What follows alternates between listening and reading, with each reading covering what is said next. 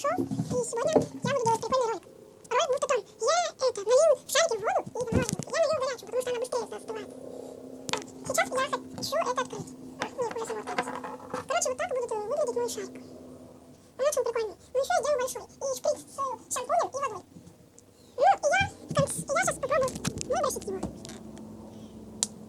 Ну, короче, вот так вот надо. Ну что ж, приступим к большому. Я вам открою его и покажу. Ну вот я как бы открыл горлышком и пора снимать его.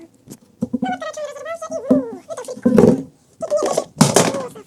Это реально прикольно. Вот что-то упало у меня тут. Ну да, попробуем его на вкус. Ну, на вкус как обычный лед. И мы его тоже скинем с балкона. Ха-ха-ха. Вау, это было круто. Это было круто, короче. И я открою шприц с водой. А шприц, кстати, открывается вареньким. Можешь постучать. Нужно подержать его в горячей воде. Сейчас приду. А не, ребята, он сам вылез. Ну, как бы почти. Да. Подождем. Ладно, давайте пока откроем шампунь. Фу, пахнет по-уродскому. У меня не получилось открыть шампунь, потому что я сломал шприц. Ну ладно, я его скину с балкона. Просто скину. Ой, пузырьки пошли уже, фу.